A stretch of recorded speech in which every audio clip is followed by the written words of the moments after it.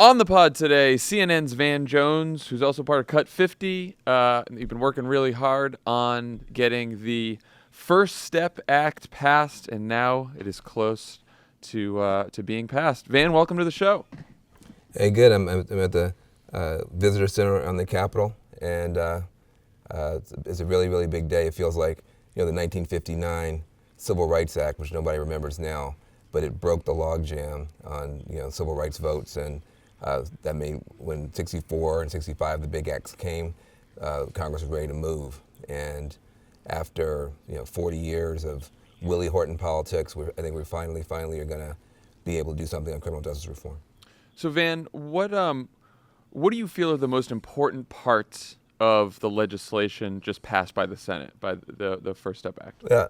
Well, I mean, I think the thing that I'm most excited about is, the Congressional Budget Office scored this daggum thing, and this one bill, if it passes today out of the House and gets signed by the president, will mean a 50,000 person reduction in the federal prison population.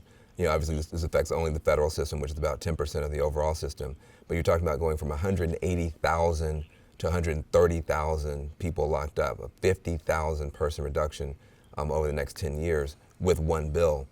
You're also, 100% of the people behind bars are going to be able to come home sooner if they stay out of trouble. About half of the people behind bars will be able to take classes and earn their way home even sooner. 100% of the women behind bars will no longer be shackled when they're pregnant and having babies like we do now. 100% of the juveniles will be kept out of solitary confinement. Also, we're cleaning up the whole crack versus powder cocaine disparity. As you remember, Obama was able to get it cleaned up, a lot of it, but it wasn't retroactive. We couldn't get it done retroactively. We're going to retroactively clean up some of that stuff, some of those racial disparities, and a whole bunch of more stuff. But honestly, as good as that is for all the people behind bars, it's also good politics for Democrats. We had a lot of people saying, you're going to give Trump a victory. How can you work with Trump on this? What we've actually done is we pulled Trump away from his initial lock him up, law and order, Jeff Sessions position, and have him embracing criminal justice reform, which makes it safer for Democrats to keep pushing ahead, because now you have both parties more healthy on the issue. We could have been running, no matter what the Democrats do, our nominee is going to be pro-criminal justice.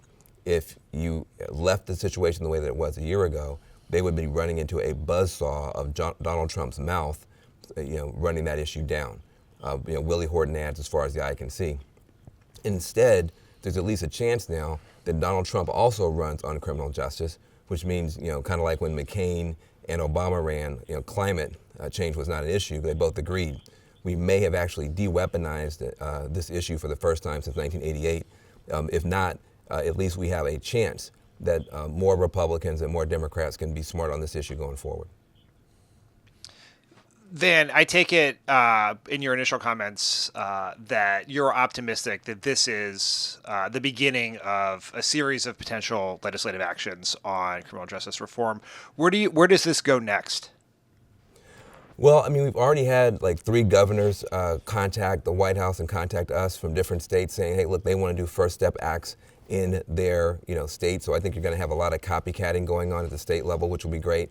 In Congress, I think you're going to have a lot of Democrats especially putting forward a lot of bills. I doubt if in the next Congress we're going to get anything major done because of impeachment talks and the elections, but you're going to have a lot of debate, a lot of discussion, and some of those bills will probably get combined into a Second Step Act, which if it doesn't pass in the next Congress will certainly pass in the next one. Look, like I said, the first Civil Rights Act, for 100 years, you couldn't vote for civil rights because you're either going to be called a Negro lover or a communist, and people were just scared of the issue. 59, you had a modest bill. People said it didn't go far enough, but it broke the logjam. And I think that's what you just saw happen in the Senate. We thought if we got 73 votes, we would be jumping up and down. That thing passed 87 to 11. And if Lindsey Graham had been in town, it would have been 88 to 11. It's an unbelievable breakthrough. I mean, we have essentially Dr. King's family and Sean Hannity on the same page. Something really extraordinary happened. You cannot tell if you just look at the quotes. You can't tell sometimes now if it's a Republican senator talking or Black Lives Matter talking about criminal justice, because we've just moved that issue that much. So, Van, obviously, I want to talk about how this bill got passed. Obviously, this version of the bill doesn't go nearly as far as the Sentencing Reform and Corrections Act, which was introduced in 2015, which also had strong bipartisan support in the Senate. And, the Brennan Center says would have put a much more significant dent in the federal prison population by limiting the reach of other mandatory minimum provisions. How did you guys decide what to push for, what to include in here, and why is it that the version of the bill couldn't be quite as strong as the one introduced by Republicans and Democrats a couple of years ago? Well, because of Donald Trump and because of just the you're talking about somebody who when Donald Trump came in office, he was private prison stocks went through the roof. Yeah. The assumption was he was talking about law and order and American carnage, and he put Jeff Sessions in. So it's almost like if you have a guy who gets in a car crash and the doctors say this guy's probably dead, he's certainly never going to walk again, he's probably going to be a paraplegic, and then 2 years later the guy's running the New York City Marathon. You wouldn't say, well, how come you didn't win the marathon? How come you didn't break the world record? You say, you're not even supposed to be here. You're supposed to be in a hospital bed. Criminal justice was supposed to be dead the day that Donald Trump was elected. The fact that we're passing anything, especially something that's going to reduce the federal prison population by 50,000 people over a 10-year period and help women and help juveniles and all the other stuff, I think is pretty remarkable. It shows something about the power of this idea. It shows something about the power of progressives that have been fighting for this for decades, including myself. It also shows something about what's happening on the Republican side where, they're tired of raising taxes to pay for prisons that don't work. And they've got some Christian evangelicals who are tired of having no redemption, no second chances. They got some libertarians over there that are tired of the government eating up more rights and liberties. And so this is an idea whose time has come. The fact that we could get a bill this significant, even under Donald Trump, lets us know that going forward, we're going to be able to do much, much more. We had to get through the House with an even smaller bill at first, and people were really upset. ACLU attacked the smaller version of this bill. The NAACP, Cory Booker, Kamala Harris, even John Lewis, the Washington Post, all said that the First Step Act that we got through the House was a travesty. We said, you can't get a camel through a keyhole. You got to get something to get the conversation going.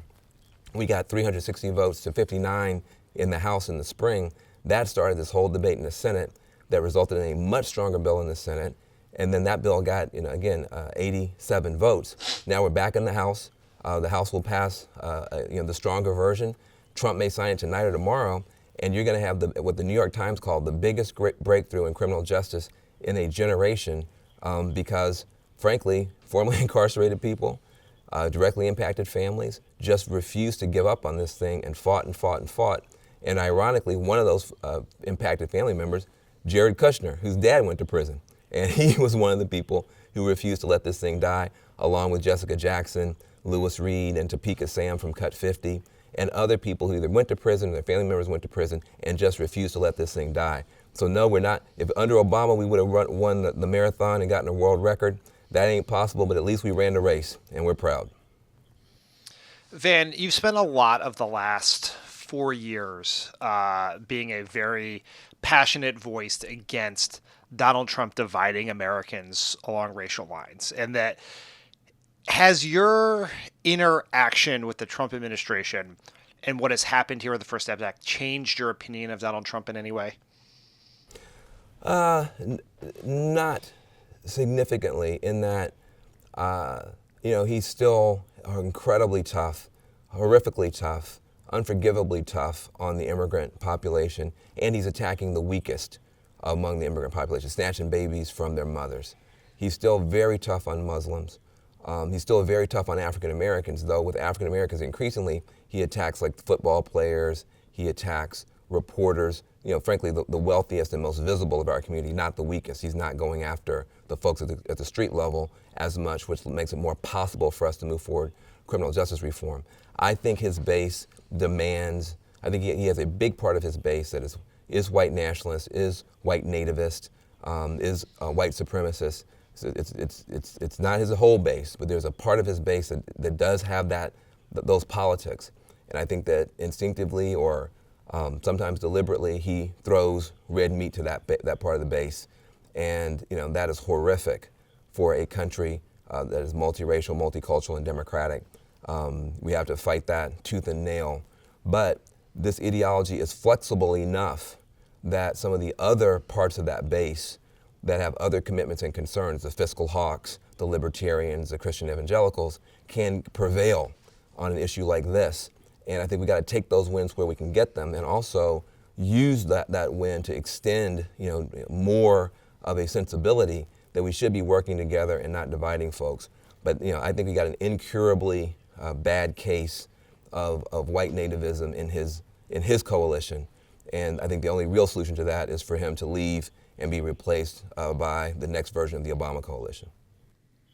Obviously, the Justice Department under Trump and the bureaucracy that deals with sentencing and prisons has been very tough under Donald Trump. There was a Sessions memo that required, the U.S. attorneys to seek the harshest possible punishment for many crimes. Are you worried at all that the bureaucracy will sort of drag its feet on some of these reforms, or do you think this sends a message?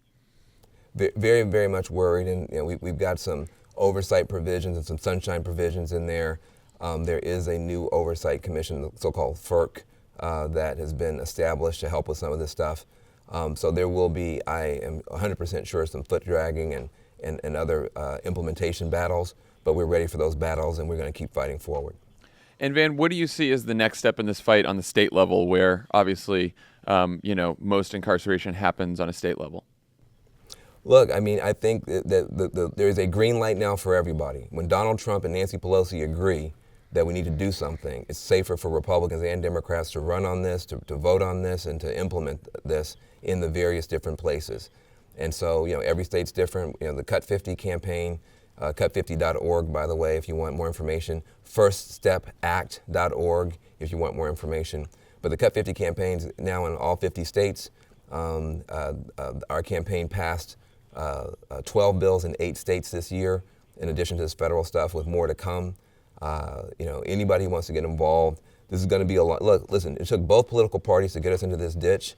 It's going to take both political parties to get us out. If one political party is for it and the other one's against it, you get a bunch of Willie Horton ads. We don't want that. So people say, how can you work with the Republicans? Well, shit, how can you not work with the Republicans? Because if you leave them up in the sniper tower, they kill you. So you got to get the Republicans out of the sniper tower, down on the field with the rest of us to solve the problem. We did that. 87 senators voting that we got to do something. So now it's up to us. It's back to the grassroots, back to the fight. But I think we've got real momentum now. Van, thanks for all your great work on this, and keep up the fight. Let us know if we can do anything, and we'll talk to you later. Please come back. Hey, thank you so much. To be continued.